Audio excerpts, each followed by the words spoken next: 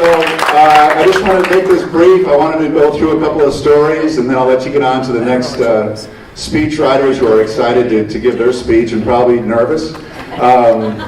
But Michelle is our third oldest, and you know, when you have 4 kids inside of 6-7 years, you raise a team. You know, you really do. Everything you do as a team. And there was a day that I got to take Michelle out and go for a walk around the block, and it was real special because we're walking down Meadow Lane, and there was the most beautiful sunset going down. It was every color you could imagine, you know, every pastel color, and pink and green and blue and red and orange and everything you could think of.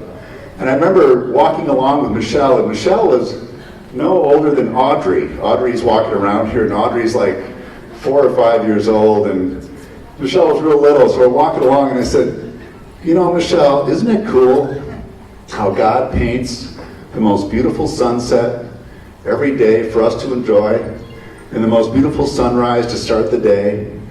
And I'm walking along with her, and she looks up and she goes, Dad, is the sky God's paper? And I said, yeah. And I didn't even know it at the time, but I realized, yeah, the sky is God's paper. And then she goes, does he have all the colors? I said, yeah, he's got all the colors. Every color you could imagine. He came up with them, as a matter of fact. And I just thought, you know, the mind of a child is so beautiful and pure like a piece of paper and as colorful as a box of crayons. And it was just such a special moment. And I learned a lot from Michelle on that day.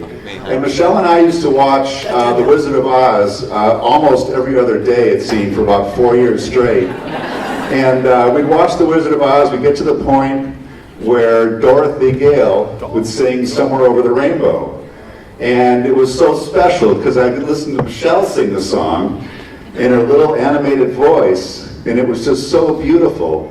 And it's a memory that every time I see the show and I hear the song, I think of Michelle as a little girl and how special that was.